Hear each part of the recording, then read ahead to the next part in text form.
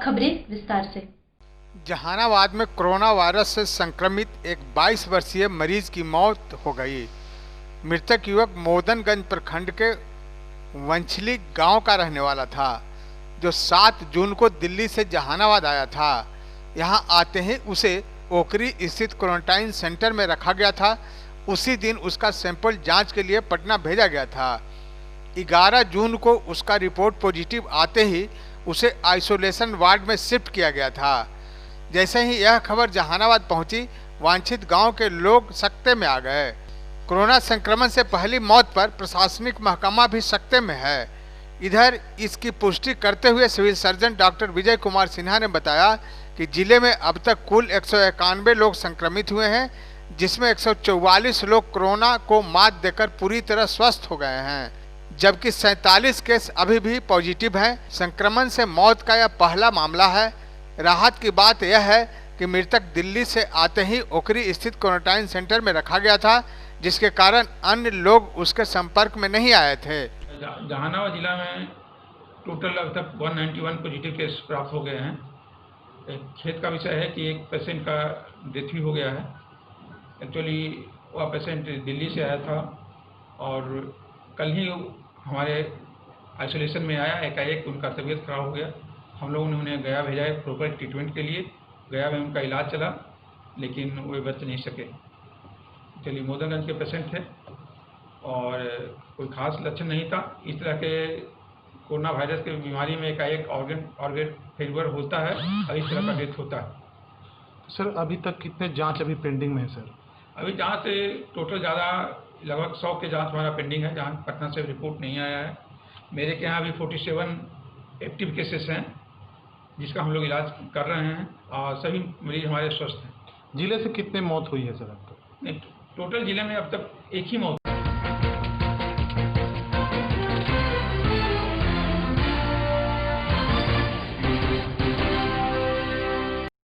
जहानाबाद अल्पसंख्यक कल्याण कार्यालय जहानाबाद के नवनिर्मित भवन का उद्घाटन करते हुए जिला पदाधिकारी नवीन कुमार ने कहा कि नए कार्यालय भवन के कारण कर्मी की कार्य संस्कृति में सुधार होगा। उन्होंने कहा कि सरकार द्वारा अल्पसंख्यकों के कल्याण एवं उत्थान हेतु अनेकों कार्यक्रम चलाया जा रहा है। अल्पसंख्यकों के आर्थिक विकास एवं स्वरोजगार हेतु सरकार द्वारा भिन्न भिन्न ऋण उपलब्ध करा रही है, ताकि रोजगार के द्वारा अल्पसंख्यक का अपना विकास हो सके। इस अवसर पर पुलिस अधीक्षक मनीष ने शुभकामना व्यक्त करते हुए कहा कि नए भवन के पदाधिकारी एवं कर्मी सरकार की योजनाओं से लोगों को लाभान्वित करेंगे, ऐसी उनकी उम्मीद है।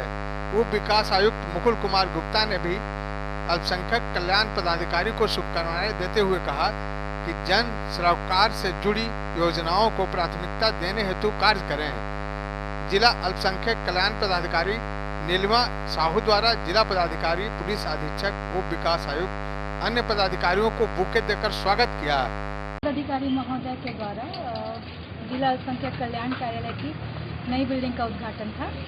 इसमें SP sir, DDC sir, ADM sir एवं अन्य जिला स्तरीय एवं प्रखंड स्तरीय पदाधिकारी एवं इसके अलावा माइनॉरिटी कम्युनिटी के जितने भी रिनाउंड लोग हैं जो वो सब उपस्थित हुए। कलेक्ट्रेट के सारे स्टाफ। ये बिल्डिंग डिपार्टमेंट द्वारा बनाया गया। ये अल्पसंख्यक कल्याण विभाग की योजना थी, जो कि लगभग 52 लाख रुपए की लागत से ये बिल्डिंग बना है। इसको फर्निशिंग मेरे द्वारा करवाया गया, जिला अल्पसंख्यक कल्याण विभाग द्वारा। फर्निशिंग के लिए विभाग द्वारा कंटिन्यूटी में फंड दिया गया था और उसी का आज उद्घाटन था। लॉकडाउन के चलते उद्घाटन में थोड़ा सा लेट हो गया। कार्यालय का अपना भवन हुआ, इससे क्या लाभ लोगों को मिल पाएगा यहाँ से? बिल्कुल, क्योंकि पुराना भवन कलेक्ट्रेट में था तो वहाँ पे जगह बहुत छोटा था, लोग आ नहीं सकते थे, हम मीटिंग वगैरह ठीक से नहीं कर सकते थे। और हमने आपने देखा होगा कि हमने एक कॉर्पोरेट स्टाइल देने की कोशिश की है इसको, बिल्डिंग को। तो उसमें कार्य का जो वातावरण बनाएंगे, उसके हिसाब से जो कर्मचारी होता है उनका भी मनोबल में वृद्धि होती है। वो ज़्यादा अच्छा अपना दे सकते हैं, अपना रिजल्ट अच्छा कर दे सकते हैं जिस माहौल में वो बैठेंगे, तो वो तो अच्छा होगा ही। और चूँकि आप लोग के माध्यम से आप प्रचार प्रसार कीजिए कि एक अलग बन गया है बिल्डिंग यहाँ पे, और काफ कमेटी का भी हम दे रहे हैं, माइनॉरिटी लोन वालों को भी हम जगह दे रहे हैं बैठने के लिए। तो इससे जो है निश्चित रूप से इसमें इसके कार्य में वृद्धि होगी।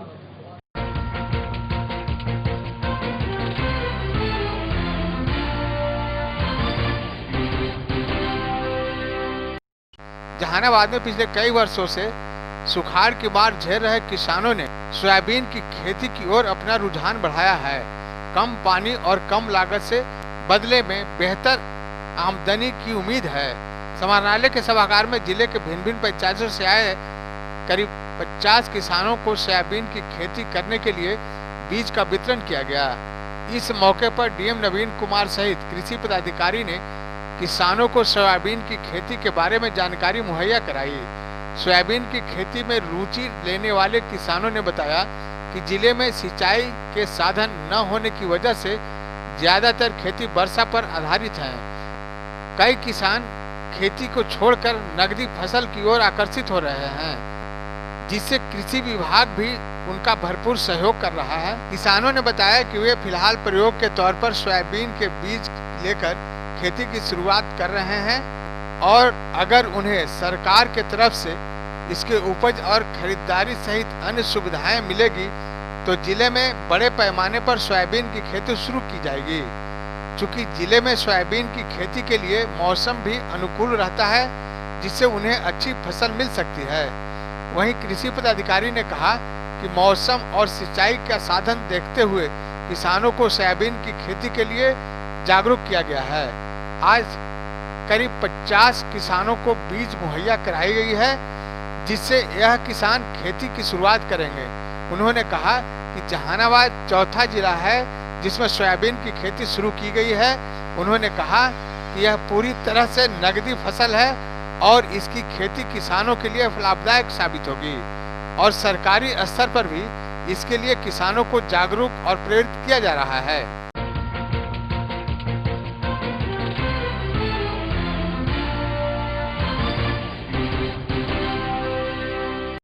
जहानाबाद के एक निजी रेस्ट हाउस में फेयर प्राइस डीलर एसोसिएशन का बैठक संपन्न हुआ।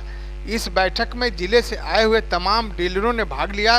साथ ही लोगों ने अपनी आवाज बुलंद करते हुए इस बैठक के माध्यम से बताया, इस कोरोना महामारी में भी हम लोगों ने हर निचले पायदान के लोगों तक राशन पहुंचाने का कार्य किया है, लेकिन अभी तक ना तो सरकार द्वारा ना ही जिला प्रशासन द्वारा हम लोगों की सुध ली गई है, ना ही तो सैनिटाइजर उपलब्ध कराया गया है और ना ही मास्क की व्यवस्था की गई है।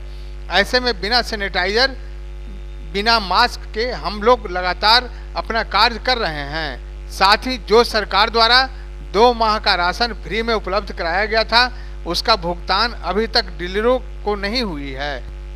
इस तरह के कई मांगों को लेकर डीलर एसोसिएशन द्वारा बैठक किया गया। साथ ही इस बैठक में निर्णय लिया गया कि अगर हम लोगों की मांग यथाशीघ्र पूरी नहीं की जाती तो आने वाले समय में हम लोग उग्र आंदोलन भी करेंगे।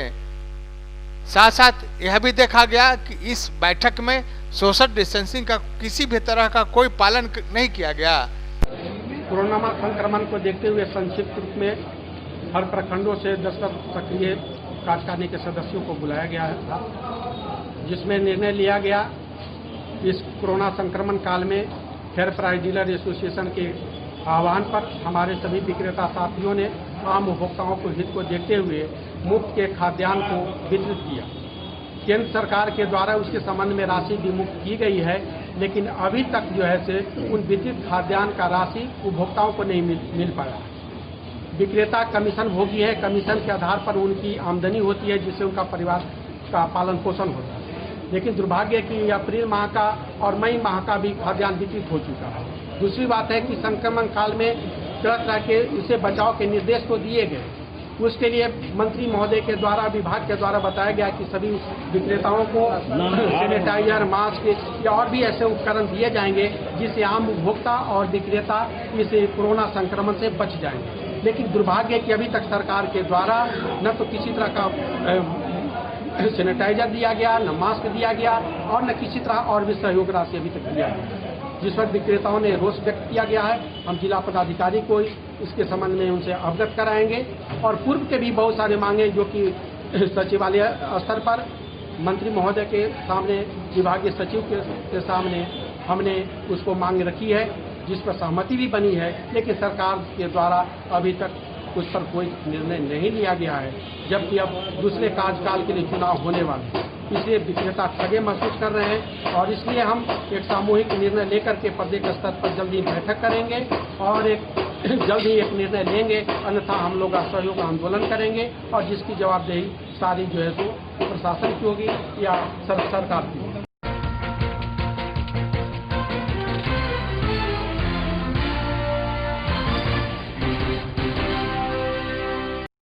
लोक जनशक्ति पार्टी के राष्ट्रीय अध्यक्ष चिराग पासवान के द्वारा पार्टी के कार्यकर्ताओं के साथ वीडियो कॉन्फ्रेंसिंग के माध्यम से चर्चा किया गया।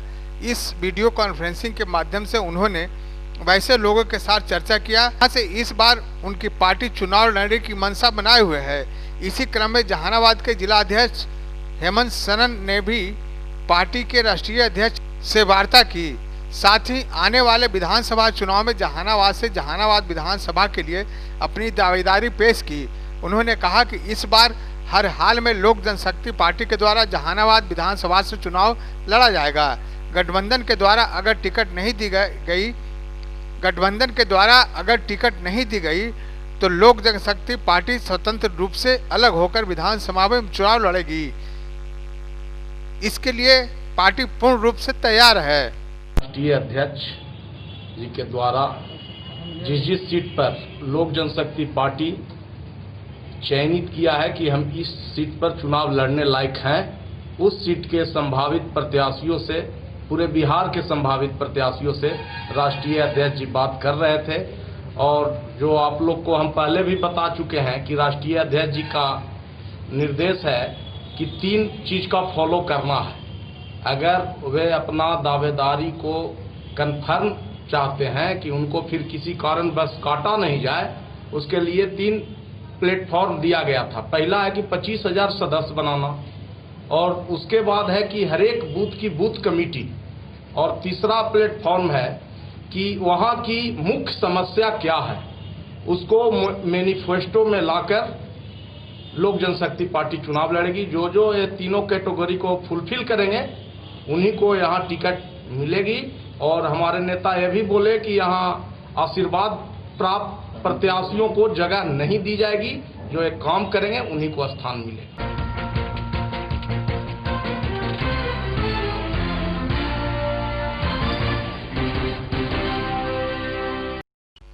वहीं दूसरी तरफ जहानाबाद नगर परिषद क्षेत्र के कई जगहों पर राष्ट्रीय जनता दल के राष्ट्रीय अध्यक्ष लालू प्रसाद यादव की 73वीं जन्मदिन मनाया गया, जिसमें सैकड़ों की संख्या में कार्यकर्ता के साथ साथ कई लोगों ने भोजन ग्रहण किया।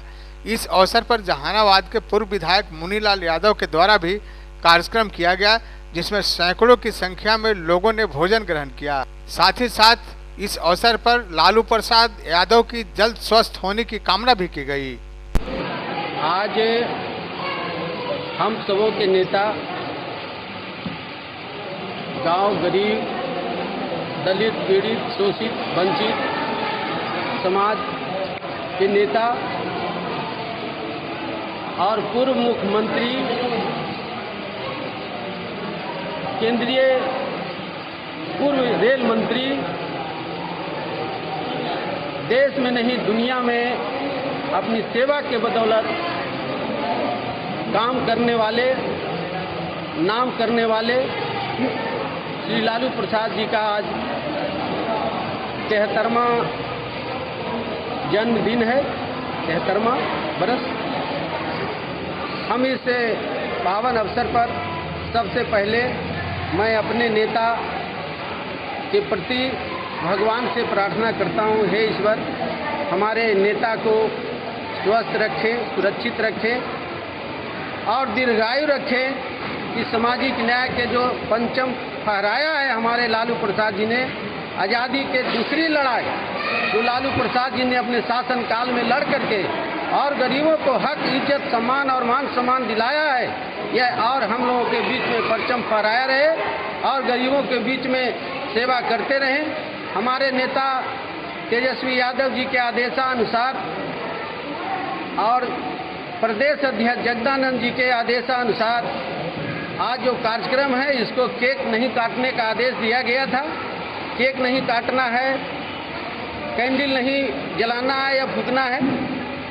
गरीबों के बीच में भोज की परंपरा की शुरुआत है और इस आज जो जन्मदिन है उसको गरीब सम्मान दिवस के रूप में, क्योंकि हमारा पार्टी का मुख्य जो एजेंडा है वो गरीबों को उठाना है, विकास कराना है, सामाजिक न्याय के मुख्य धारा से जोड़ना है, उसको जो अंतिम पंक्ति में खड़ा लोग है उसको हर हाल में हमारा दायित्व है कि हम उन गरीबों को जोड़ करके, साथ रह करके और उसकी लड़ाई लड़के हक और इज्जत सम्मान हम दिलाते रहें।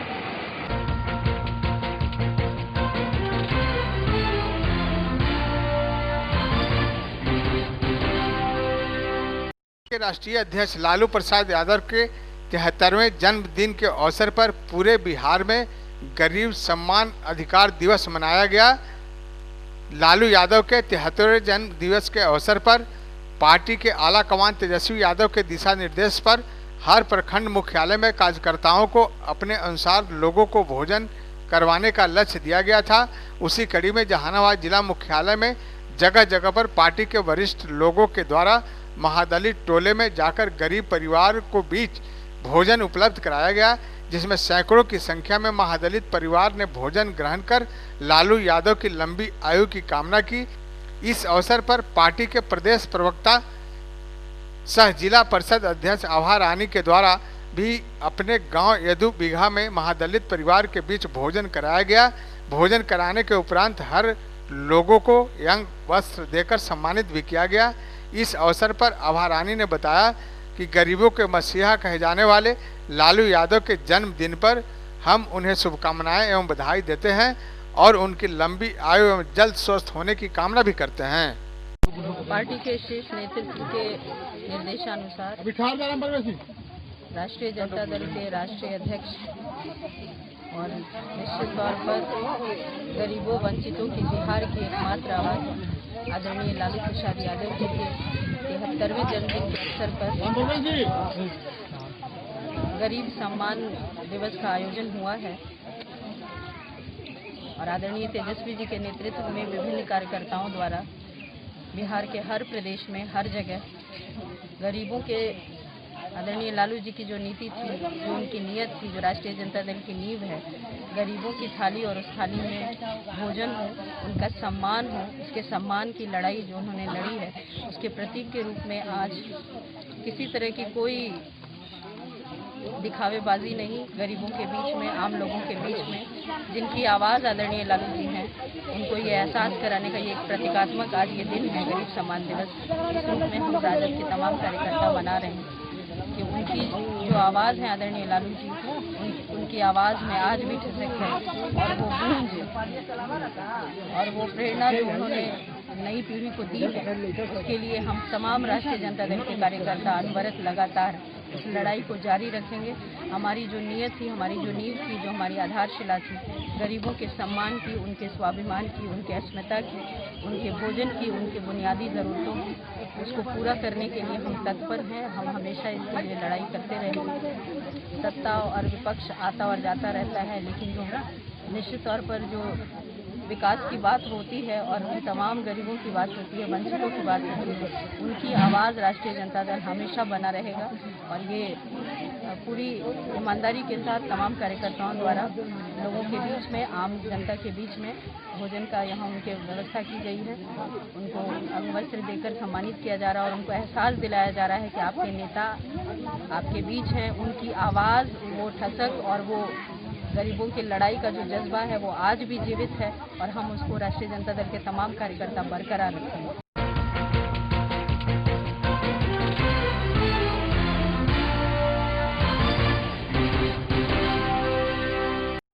मोदी सरकार के केंद्र में दूसरी बार प्रधानमंत्री बनने के बाद 1 साल पूरा होने पर भारतीय जनता पार्टी के वरिष्ठ कार्यकर्ताओं ने मोदी सरकार की उपलब्धियों को देश के हर एक वासियों को, हर एक तबके के लोगों को बताना चाहती है।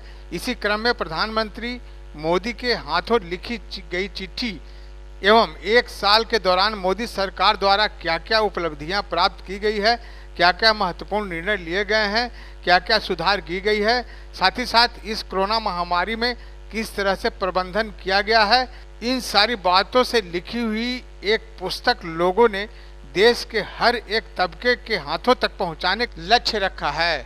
इसकी शुरुआत की गई है। इसी क्रम में भाजपा के विधान पार्षद राधा मोहन शर्मा के द्वारा जहानाबाद में भी शुरुआत की गई। इसी क्रम में जहानाबाद के अंबेडकर नगर से महादलित परिवारों के बीच में नरेंद्र मोदी के हाथों चिट्ठी लिखी उपलब्धियां भरी किताब का वितरण किया गया। साथ ही नेताओं ने यह भी बताया कि हर गली हर चौराहे पर मोहल्ले के हर ग्रामीण इलाकों में जाकर हर लोगों के हाथों में यह चिट्ठी पहुंचाई जाएगी ताकि नरेंद्र मोदी की उपलब्धियों के बारे में भी आम लोगों को अवगत कराया जा सके। भारतीय जनता पार्टी द्वारा पूरे देश में प्रधानमंत्री का दूसरे कार्यकाल का 1 साल पूरा होने के लक्ष्य पर हम भारतीय जनता पार्टी ने तय किया है। प्रधानमंत्री के एक पत्र लिखा है। उस पत्र को देश के सभी गांवों में, सभी प्रखंडों के हर गांव में, हर वोटर के घर में, वोटर और उसके घर में हम एक पत्र देंगे। उनका एक निवेदन छपा है जो ये पत्र है, और इस पत्र के माध्यम से सिर्फ माननीय प्रधानमंत्री का हस्ताक्षर युक्त तो पत्र है।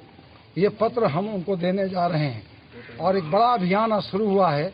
आज से लेकर 11 से लेकर यह 28 जून तक चलेगा। जो हम 1 साल का जो उपलब्धि का पत्र है, 2 पन्ने का फोल्डर है, ये उपलब्धि का पत्र भी उनको हम देंगे कि हमने 1 साल में कौन कौन महत्वपूर्ण काम किए हैं। और हमने जो 5 साल पूरे होने के बाद हमने जैसे हिसाब दिया था, तो प्रत्येक वर्ष का हिसाब तो मैंने पहला साल पूरा होने के अवसर पर हमने उनके उपलब्धि का पत्र के साथ साथ हम उनका एक चिट्ठी निवेदन, जिस प्रकार से कोविड-19 में 19 का जो घटना हुई है कि बड़ा अंतर्राष्ट्रीय जगत पर एक बड़ा संकट आया, उस संकट को भारत कैसे निपटा उसके बारे में भी निवेदन किया है। कैसे इस भारत को हमको आत्मनिर्भर भारत बनाना है, आत्मनिर्भर भारत के निर्माण में हमारा देश के जनता का कैसे सहयोग मिले, इस निवेदन के साथ प्रधानमंत्री ने एक पत्र दिया है और उसको हम लोग वितरण करने जा रहे हैं, जिसका शुभारंभ आज ठाकुरबाड़ी मोहल्ले अम्बेडकर नगर मोहल्ला से मैं प्रारंभ कर रहा हूं। आज भारतीय जनता पार्टी के मेरे साथ जिला के प्रभारी संदीप कुमार पिंटू जी, जिला अध्यक्ष सुरेश शर्मा जी, पूर्व जिला अध्यक्ष श्री नरेश कुमार जी और नगर के अध्यक्ष कृष्णा गुप्ता जी, युवा मोर्चा और सभी साथियों के साथ ये अभियान शुरू हो रहा है और आज पूरे देश में ये अभियान शुरुआत कर रहे हैं।